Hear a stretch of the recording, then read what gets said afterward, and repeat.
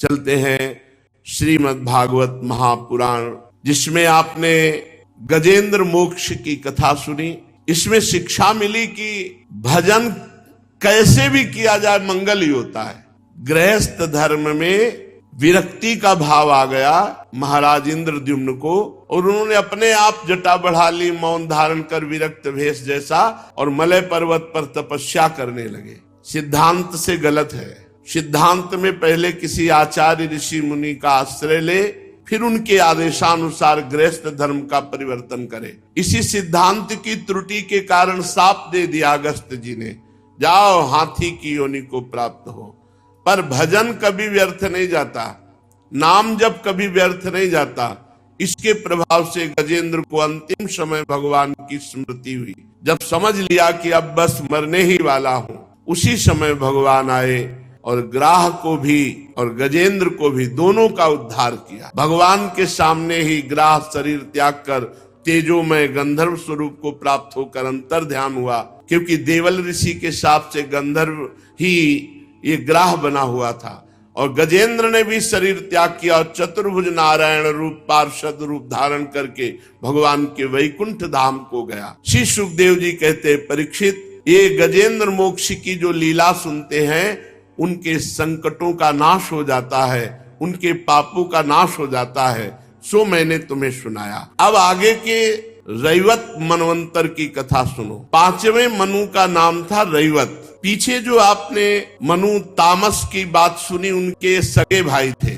इनके अर्जुन, बलि, विंध्य आदि कई पुत्र थे। उस मनवंतर में इंद्र का नाम था विभु, और भूतरे आदि देवताओं के प्रधान गण थे। हिरण्यरोमा, वेदशिरा, ऊर्ध्वबाहु आदि सप्त ऋषि थे। उनमें शुभ्र ऋषि की पत्नी का नाम था विकुंठा। उन्हीं के गर्भ से भगवान ने अवतार धारण किया वैकुंठनाथ के रूप में। भगवान स्वयं वैकुंठनाथ के रूप में हरि अवतरित हुए। जब लक्ष्मी देवी ने प्रार्थना की तो भगवान ने लक्ष्मी देवी के रहने के लिए श्री वैकुंठ धाम की रचना की। ये वैकुंठ धाम सर्वश्रेष्ठ है। उन वैकुंठनाथ के कल्याण में गुण और प्रभाव का 3रे स्कंद में वर्णन किया है, जब जय विजय को शनकादि ने शाप दिया था। भगवान के वैकुंठनाथ के गुणों का वर्णन करने में तो वो भी समर्थ नहीं है जो पृथ्वी के एक एक कण को गिन ले।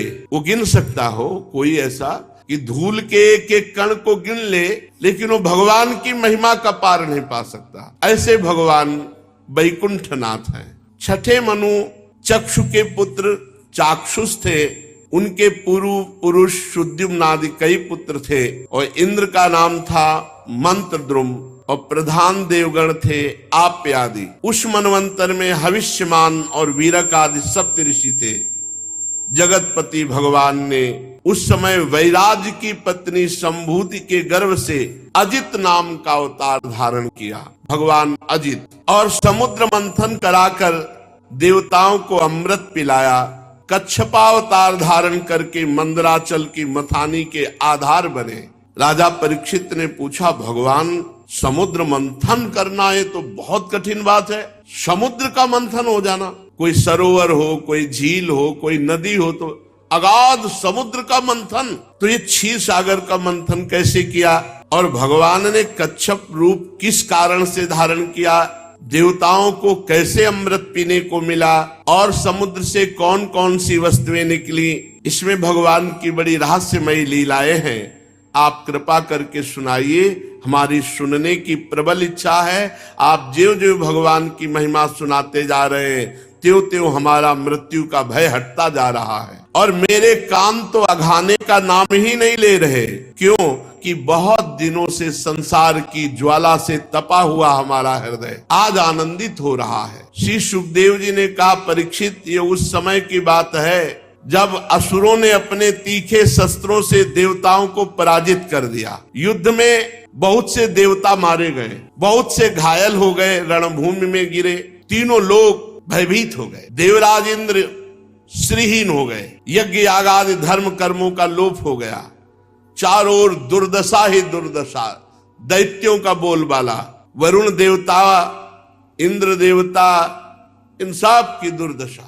क्योंकि बड़े बड़े दैत्यों, बलवान दैत्यों ने सब परास्त कर दिया। अब बड़े बड़े देवता मिलकर के ब्रह्मा जी के पास गए और कहा, महाराज आपने हमें लोकपाल बनाया है, आपने हमें त्रिभुवनपति बनाया, दैत्यों ने अपने बल से सब छीन लिया और सारी व्यवस्था भंग हो गई है। ब्रह्मा जी ने देखा कि इंद्र, वायु, अग्नि, ये सब देवता तेजहीन हो रहे हैं, शक्तिहीन हो रहे हैं और संसार में बड़ी भयंकर स्थिति आ गई, क्योंकि राक्षसों का बोलबाला और असुर इसके विपरीत खूब फल फूल रहे।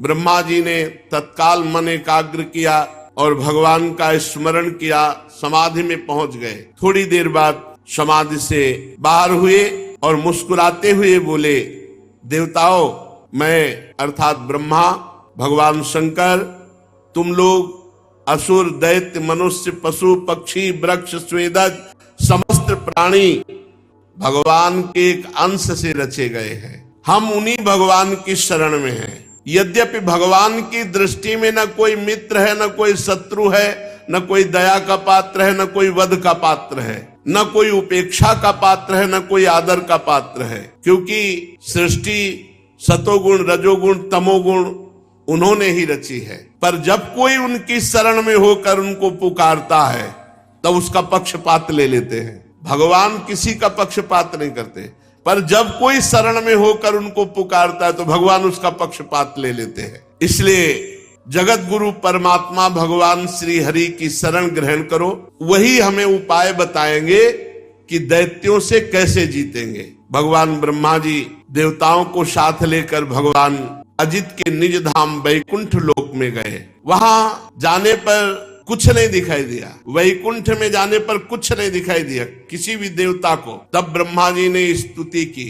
वैकुंठ में पहुंचने पर भी कुछ नहीं दिखाई दिया। जैसे वृंदावन आने पर भी आप क्या देख पा रहे हैं, यहाँ दिव्य लीला हो रही। ब्रह्मा जी ने स्तुति की, अविक्रियम सत्यम अनंतमाद्यम गुहाशयम निष्कल मप्रतर्कम मनोग्रयानम वचसा निरुक्तम नमामहे देववरम वरेण्यम।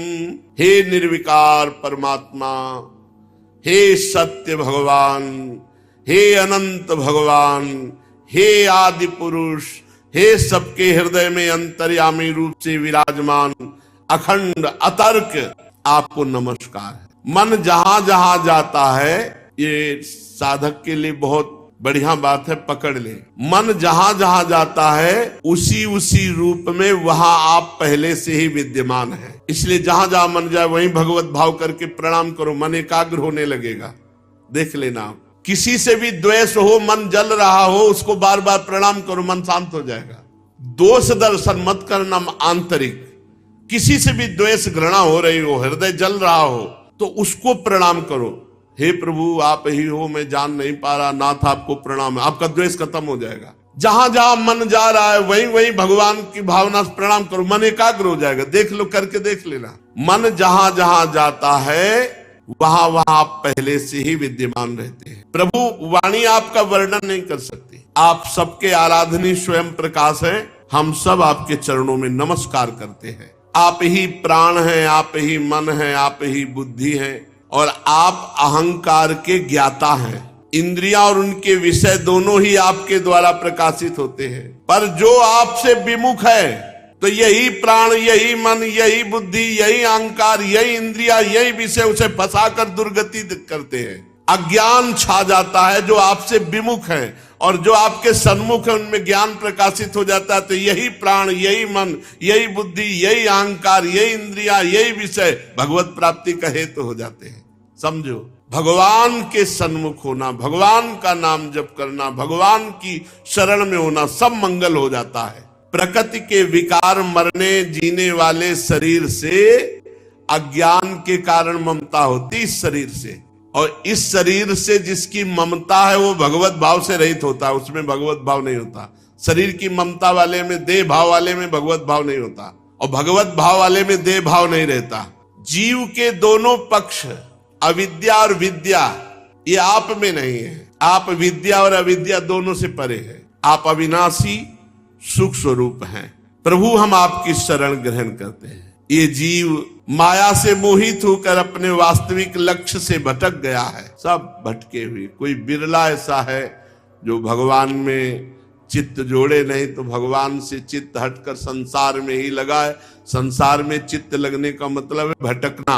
ऋषिगण, बड़े बड़े देवता, बड़े बड़े सत्वगुण संपन्न, ये बाहर भीतर सब जगह खोजते रहते हैं आपको, पर आपकी कृपा के बिना वो आपको नहीं प्राप्त कर सकते। जैसे हम वैकुंठ में आ गए पर वैकुंठ में कुछ नहीं दिखाई दे रहा, आपकी कृपा से ही देखा जा सकता है पक्का। यही प्रिया प्रीतम खेल रहे, यही है, पर देखो कहां दिखाई दे रहे। वैकुंठ पहुंच गए, वैकुंठ में पहुंच गए ब्रह्मा जी, पर वहां कुछ नहीं दिखाई दिया। भगवान की स्तुति की, भगवान को प्रसन्न करने के लिए स्तुति की। कहा प्रभु बक्षा स्थल से लक्ष्मी जी प्रकट हुई है, आपकी छाया से पितृगण प्रकट हुए हैं, और छाती से धर्म प्रकट हुआ है, और पीठ से अधर्म प्रकट हुआ है, सिर से आकाश प्रकट हुआ है, बिहार से अप्सराएं प्रकट हुई है। हे परमेश्वरशाली भगवान, आप हम पर प्रसन्न हो। जिनके अधर से लोभ, ऊपरी ओठ से प्रीति, नासिका से कांति, स्पर्श से समस्त पशुओं की, भौं से यमराज की, नेत्र के रोमों से काल की उत्पत्ति हुई, ऐसे परमेश्वरशाली भगवान हम पर प्रसन्न हो। प्रभु आप योग माया के पति हैं, संपूर्ण ये अनंत ब्रह्मांड उसी माया के द्वारा प्रकट हुए हैं। हम शरणागत हैं, हम चाहते हैं कि आप हमें दिखाई दें। आप कृपा करो, मैं अपने इन्हीं नेत्रों से आपके धाम को देखना चाहता हूं। दर्शन कराइए प्रभु, ये आवरण हटा दीजिए। ये देहाभिमानी दुख भोगने वाले जीव चाहे जितना परिश्रम और क्लेश करे, पर आपसे विमुख होकर कभी वो सुखी नहीं हो सकते, विफलता हाथ लगती है। परंतु जो विवेकी चतुर जन है, वो आपका भजन करते हुए अपने सारे कर्म आपको समर्पित कर देते हैं, तो उनको परिणाम सुख मिलता है और भगवान की प्राप्ति होती है। भगवान को समर्पित किया हुआ छोटे से छोटा कर्म भी महान फल देने वाला होता है। इसीलिए कहते हैं कर्म समर्पण करो। प्रभु आपकी आराधना विश्व की आराधना है। जैसे बड़े वृक्ष की जड़ में पानी चढ़ा दे तो छोटी छोटी डालियां और फूल पत्तों को सींचना नहीं पड़ता, ऐसे आपकी आराधना, आपकी उपासना पूरे विश्व की उपासना है, पूरे विश्व की। इसीलिए प्रिया प्रीतम की उपासना करने वाले को कल एक उपासक जो भगवान शंकर और पंच देवताओं की आराधना अभी तक करते थे, सत्संग सुना तो प्रिया प्रीतम की उपासना करने लगे। तो कल बहुत संकट में थे कि हम डर रहे हैं कि कहीं गणेश जी नाराज ना हो जाएं, कहीं भगवान शंकर नाराज ना हो जाएं, क्योंकि पहले उनकी आराधना करते थे, अब प्रिया प्रीतम की आराधना करते। तो इस बात से समझ लो कि पहली बात तो भगवान शंकर की कृपा से ही ये आपको सुनने को मिला। जा पर कृपा न करें पुरारी, सो न पाओ मुनि भगत हमारी। और दूसरी बात यह है कि भगवान श्री कृष्ण चंद्र जी की आराधना से पूरे विश्व की आराधना हो जाती है। जैसे मूल में जल चढ़ा दो तो सर्वत्र पहुंच जाता है, ऐसे गीता जी के 15वें अध्याय में लिखा ऊर्ध मूल मधा शाखा मस्वत्थम प्राहुरभ्यम। भगवान सबके मूल हैं। देखो देखो कैसी सुंदर बात कही। जे ही ब्रह्मा जी ने स्तुति की कि हे नाथ, हम आपके धाम के और आपके दर्शन करना चाहते हैं, तो जे ही स्तुति पूर्ण हुई तो मानो करोड़ करोड़ सूर्य एक साथ प्रकट हो गए हो। ऐसा तेज सब चौंधिया गए। ब्रह्मा जी, बड़े बड़े देवता, सबकी आंखें चौंधिया गई। आकाश, दिशा, पृथ्वी, शरीर कुछ नहीं दिखाई दिया, केवल भगवान शंकर और कुछ कुछ ब्रह्मा जी, इनके नेत्र खुले रहे। तब देखा वैकुंठ धाम। सोचो आप, इनको वैकुंठ धाम देखने के लिए भगवान ने दिव्य नेत्र दिए। और ये तो वृंदावन धाम है, प्रेम धाम। यहाँ रज रानी वृंदा सखी कृपा करें तभी वृंदावन झलके, नहीं तो वृंदावन में रहते हुए भी ईंटें पत्थर देख रहे हैं, कहां वृंदावन दिखाई दे रहा, कहां प्रिया प्रीतम दिखाई दे रहे। फिर देखा कि वैकुंठ धाम में मरकतमणि के समान स्वच्छ श्यामल शरीर, कमल के भीतरी भाग के समान सुकुमार, नेत्रों में लाल लाल डोरियां, चमकते हुए सुनहले रंग का रेशमी पीतांबर, सर्वांग सुंदर, शरीर के रोम रोम में प्रसन्नता फूट पड़ रही है। धनुष के समान टेढ़ी भौहें, बड़ा ही सुंदर मुख, सिर पर महामणिमय किरीट, भुजाओं में बाजूबंद, कानों में झलकते हुए कुंडलों की चमक पड़ने से कपोल और भी सुंदर दमक रहे हैं। मुख कमल खिला हुआ, कमर में करधनी की लड़ियां, हाथों में कंगन, गले में हार और चरणों में नूपुर शोभायमान थे। वक्षा स्थल पर श्रीवत्स चिन्ह, गले में कौस्तुभ मणि बनमाला ये धारण किए हुए थे। भगवान के निज पार्षद सुदर्शन चक्र आदि ये मूर्तिमान होकर सेवा कर रहे थे। सभी देवता पृथ्वी पर गिरकर साष्टांग दंडवत किया। फिर भगवान शंकर और ब्रह्मा जी हाथ जोड़ करके बोले, हे प्रभु, जन्म, स्थिति और प्रलय ये आपसे ही होते हैं, पर आप इनसे संबंध नहीं रखते। जो प्राकृत गुणों से रहित मोक्ष स्वरूप परमानंद के महान समुद्र हैं, सूक्ष्म से भी सूक्ष्म है, जिनका स्वरूप अनंत है, ऐसे ईश्वरशाली प्रभु हम लोग बार बार आपको नमस्कार करते हैं। हे पुरुषोत्तम, अपना कल्याण चाहने वाले साधक को वेदोक्त एवं पांच रात्रोक्त विधि से आपके स्वरूप की उपासना करनी चाहिए। प्रभु, विश्वमय स्वरूप में आप व्याप्त हैं, पर आपकी कृपा के बिना कोई नहीं देख सकता। जैसे हम बैकुंठ में पहुंच गए, पर आपकी कृपा के बिना न बैकुंठ देख पाए और न आपको। परम स्वतंत्र, आदि मध्य अंत रहित और आदि मध्य अंत युक्त इस माया से इस संसार की रचना करते हैं। इसलिए विवेकी पुरुष शास्त्र ज्ञान और सावधानी पूर्वक मन को एकाग्र करके इस संसार की भीड़ में आपको ढूंढ लेते हैं, आपको ढूंढ लेते हैं, आपके स्वरूप का साक्षात्कार कर लेते हैं। जैसे मनुष्य युक्ति द्वारा लकड़ी से आग प्रकट कर लेता है, युक्ति द्वारा गौ से दूध और दूध से घी, युक्ति द्वारा पृथ्वी से अन्न और जल, युक्ति द्वारा आजीविका, युक्ति द्वारा, वैसे ही भक्ति योग ज्ञान योग के द्वारा युक्तियों से आपको इसी संसार में प्राप्त कर लिया जाता है। यही है आप। जैसे दूध में घी है, पर युक्ति के द्वारा दूध उबालो, दही जमाओ, दही मंथन करो, मक्खन निकालो, फिर घी निकल आएगा। ऐसे ही भगवान है समस्त संसार में। साधना करो, खूब नाम जप करो, संत महापुरुषों का संग करो, उनकी कृपा प्रसाद से बुद्धि शुद्ध होगी। यही सब में देखो, गोस्वामी तुलसीदास जी को दर्शन हो रहा, सी राम मैं सब जग जानी। गोपीजनों को दर्शन हो रहा, जित देखूं तित श्याम मई। जिस प्रकार जंगल में लगी हुई आग से झुलसता हुआ हाथी भागे और गंगा की धारा में आकर शांति का अनुभव करे, ऐसे ही इस संसार के भोगों से जला हुआ जीव जब आपकी लीला कथा में आकर के बड़ा आनंद, जैसे जंगल में लगी हुई आग के दावानल से झुलसा हुआ हाथी गंगा की धारा में आके खड़ा हो जाए, एकदम शीतल, ऐसे संसार के भोगों से जला हुआ जीव जब भगवान की कथा में बैठता है तो बड़ी शीतलता मिलती है, इंद्रियों को बड़ा सुख मिलता है। अगर वो साधक है तो चैतन्य होकर भगवान के चिंतन में डूबेगा, और अगर विषयी है तो सो जाएगा, उसकी इंद्रियां तमोगुण में लीन हो जाएंगी। प्रभु, हम आपके चरणों की शरण में हैं। मैं, ब्रह्मा, भगवान शंकर, अन्य देवता, ऋषि, दक्ष प्रजापति, ये आप ज्वाला की चिंगारी हैं। प्रभु, आप आदेश दीजिए कि इस समय जगत का मंगल कैसे होगा। ब्रह्मा आदि देवताओं ने जब इस प्रकार भगवान से विनय की तो भगवान समस्त देवता और जगत का मंगल करने के लिए बोले, ब्रह्मा, महादेव और देवताओं, तुम लोग सावधान होकर सुनो, तुम्हारे कल्याण का उपाय जो हमने निश्चित किया है। इस समय असुरों पर काल की कृपा है, इसलिए तुम विजय नहीं प्राप्त कर सकते। काल असुरों के अधीन है। अब राजनीति कहती है, प्रीति नीति अलग होती है, राजनीति अलग होती है। राजनीति कहती है कि तुम असुरों के पास जाओ और हाथ जोड़ो, और उनसे दोस्ती करो, संधि करो, ये राजनीति कहती है।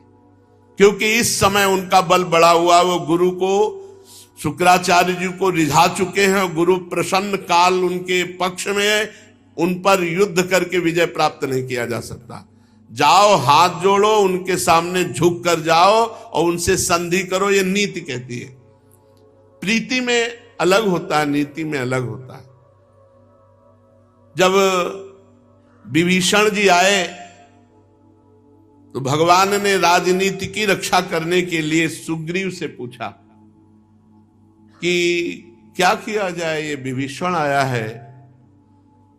तो उन्होंने कहा, प्रभु उत्तम बात तो यह है कि तत्काल इसको बांध लिया जाए, क्योंकि ये रावण का भाई है और मुझे तो ऐसा लगता है कि ये भेद लेन पठवा 10 सीसा राखी बांध, इसको बांध दिया जाए, ये भेद लेने आया है।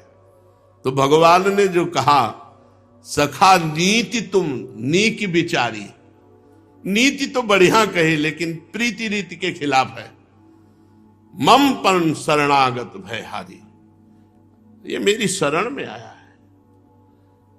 अगर ये तुम्हारी नीति के अनुसार, बढ़िया कही तुमने नीति, अगर ये नीति मान भी ली जाए कि ये हमारे बल का रहस्य जानने आया है, तो ये क्या जान पाएगा।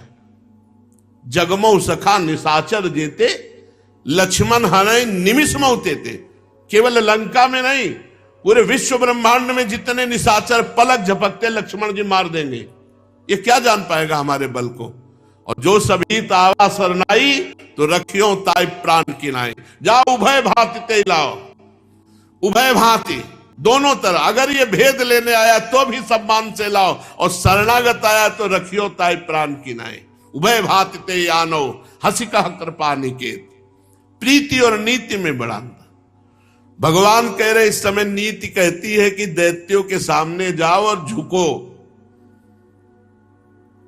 जब शत्रु का समय बढ़ा हो तो उचित यही कि झुक के चलो चुपचाप, ये नीति कहती है। बोले हम झुकेंगे नहीं तो टूट जाओगे। बोले जाओ, हाथ जोड़ो, उनके आगे झुको, संधि करो। फिर आगे, जब अपना कार्य बनाना हो, नीति कहती है, नीति कहती है अपना कार्य बनाना हो तो शत्रु से भी हाथ जोड़ के, झुक के, मिलाप करके काम करना चाहिए। और जब काम निकल जाए तो फिर चूहे और सांप वाला बर्ताव करना चाहिए।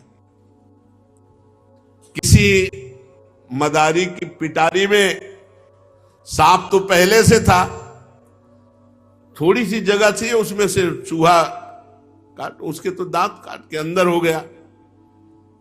अब चूहा अंदर गया तो सांप बड़ा भयभीत हुआ। सांप ने उससे कहा कि देखो तुम हमारे घर में आए हो, अतिथि हो, चिंता मत करो, थोड़ा छेद बड़ा कर दो, हम दोनों बाहर निकल जाएंगे, हमारा तुम्हारा कोई झंझट नहीं। बिल्कुल तुम ये मत सोचो कि तुम्हें खाएंगे, देखो हम तुम्हारे पास, हम तुम्हें खा थोड़ी रहे। चूहे के बड़े प्रवीण दांत, बड़ा गोला काटा, और जो ही काटा कि चूहा निकल जाएगा, इतना काटा, चूहा काट के जो ही निकलने लगा, पीछे से सांप पकड़ लिया और धीरे से निकला, और पहले चूहे को लील गया फिर निकल गया। तो भगवान कह रहे हैं ये नीति है, ये साधुता की प्रीति की बात नहीं है भाई। नीति और प्रीति में अंतर है। बोले देवताओं, इस समय नीति कहती है कि दैत्यों के हाथ जोड़ो, जरूरत पड़े तो पैर छू लो, मित्रता करो, और जब अपना काम बन जाए तो सांप चूहे वाला बर्ताव कर लो। ये अपने लोगों के लिए नहीं शिक्षा है। इसे कपट कहते। भगवान शिक्षा दे रहे हैं, ये इस समय नीति का प्रयोग कर रहे हैं, राजनीति का प्रयोग कर रहे हैं। जैसे महाभारत में कूटनीति का प्रयोग है, बड़ी विचित्र कोटि के जाल हैं। ये प्रीति है, इसमें सीधा है, इसमें छुपाव छल कपट नहीं है। देखो, जब दैत्यों से तुम मित्रता करोगे और समुद्र मंथन किया जाए मिल करके और उससे अमृत निकले, तो अमृत पीकर तुम देवता अमर हो जाओगे, फिर मार डालना दैत्यों को।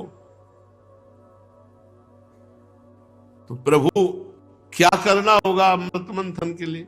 बोले क्षीर सागर में पहले लताएं औषधियां, ये हम सब बताएंगे, वो लताएं वो औषधियां सब डालो, मंदराचल की मथानी, वासुकी नाग की रस्सी और मेरी सहायता से समुद्र मंथन करो। चलो आलस्य प्रमाद का त्याग करो। देवताओं विश्वास रखो, जिसके पक्ष में मैं होता हूं फल उसे मिलता है, और जो मेरे से विमुख होता है उसे श्रम क्लेश यही हाथ लगता है। असुर लोग जो जो शर्त चाहे वो शर्त स्वीकार कर लेना, शांत रहना, क्रोध मत करना, हाथ जोड़ना, झुक के रहना। भगवान ने काम बनाना हो तो शत्रु के सामने ऐसे झुक के रहो, भगवान ने आदेश किया। देखो, सबसे पहले समुद्र मंथन में कालकूट विष निकलेगा, तुम घबराना नहीं। समुद्र में और भी वस्तुएं निकलेंगी, लोभ मत करना, मैं जिसको इशारा करूं वही लेगा। और वो वस्तु ना मिले तो क्रोध मत करना, झगड़ा बीच में मत शुरू कर देना, नहीं मारे जाओगे जब तक अमृत ना निकले। भगवान ने पक्का देवताओं को किया। अब देवाधिदेव भगवान श्री हरि का आदेश, और उसी समय बैकुंठ और बैकुंठनाथ सब अंतर ध्यान हो गए, फिर दृष्टि में नहीं आए। ये बात समझो, भगवान का ये दिव्य धाम है वृंदावन धाम, ये महापुरुषों के सामने प्रकट हुआ है। अगर हम उसी पद्धति से चलेंगे तो हमारे को भी प्राप्त होगा। और नहीं, प्रगट वृंदावन पकड़े रहो, ये पहुंचा देगा दिव्य वृंदावन। प्रगट वृंदावन को पकड़े रहो, ये दिव्य वृंदावन में पहुंचा देगा। उसी समय अंतर ध्यान हो गए, सब जो थे उसी दिशा को प्रणाम किया जिधर श्री भगवान वैकुंठनाथ। कौन उनकी लीला को समझ सके? ब्रह्मा शंकर आज बार बार उधर नमस्कार किए और अपने लोकों को चले गए। अब देवताओं के साथ देवराज इंद्र बिना अस्त्र शस्त्र के बलि जी की सभा में जब देखा दैत्य सेनापतियों ने कि बिना अस्त्र शस्त्र के वो हाथ जोड़े आ रहे हैं, तो एकदम सब खड़े हो गए और बंदी बनाने के लिए। लेकिन दैत्यराज बलि सबको रोक दिया कि पहले देख रहे हो कोई अस्त्र शस्त्र नहीं, हाथ जोड़े नम्रता से, तो बंधन में डालने की आवश्यकता, क्या बात करते हैं। उन्होंने दैत्यों को रोक दिया। देवता इंद्र के साथ बलि के समीप पहुंचे। तीनों लोकों के स्वामी बलि असुर सेनापतियों से सुरक्षित सिंहासन पर बैठे थे। नीचे खड़े होकर देवराज इंद्र, यद्यपि बहुत बुरा लग रहा था क्योंकि ये भी त्रिभुवनपति छीन लिया उनका सिंहासन, पर भगवान ने सिखाया था कि मीठे मीठे वचन हाथ जोड़ के देवराज इंद्र बड़ी मधुर वाणी से बोले कि हम दोनों मिल जाते हैं और मिल करके समुद्र मंथन करते हैं, उसमें बड़ी बड़ी दिव्य वस्तुएं निकलेंगी और अमृत निकलेगा, फिर अमृत बांट कर पी लेंगे। तो अरिष्ट नेमी, संबरासुर, ये बड़े बड़े जो राक्षस थे, उन्होंने बलि जी की तरफ देखा, इशारे में कहा कि अमृत निकलेगा, बूंद देवताओं को नहीं देंगे, हम सब पी लेंगे, हाँ बोल दो। और भगवान उधर बोल चुके थे कि बूंद उधर नहीं मिलेगा, सब तुम्हें पिला देंगे, जाओ तुम हाथ जोड़ो। तो जिधर भगवान उधर ही विजय। देवता और असुरों ने आपस में संधि के दस्तखत कर लिए, समझौता हो गया, मित्रता हो गई। अब सब मिलकर अमृत के लिए, समुद्र मंथन के लिए उद्योग करने लगे। भगवान ने जो जो औषधियां लता बताई थी वो उखाड़ उखाड़ कर समुद्र में डाली गई। अब देवता और दैत्य मथानी, मंदराचल पहाड़ सब उखाड़ करके पहाड़ को चलने की कोशिश किए, फिसल गया पहाड़ तो पहाड़ ही है। हजारों लाखों देवता दैत्य चटनी हो गए। मंदराचल पर्वत सबके उत्साह भंग हो गए कि अब तो समुद्र मंथन नहीं हो पाएगा। भगवान वहां प्रकट हुए, अजित भगवान। मंदराचल पर्वत को ऐसे उठाया, जो पिसे हुए देवता दैत्य थे, अमृत दृष्टि से देखा, उनको जीवित किया। सबके हाथ पैर जो टूट गए थे वो भी सब पुनः सही हो गए। भगवान ने कहा सब उत्साह पूर्वक, अरे अभी तो कुछ नहीं हुआ, चलो। इंद्र आदि देवता भी सब हार गए थे। भगवान ने उन सबको भी शक्ति प्रदान की। पूरा समुद्र मंथन भगवान से हो रहा है।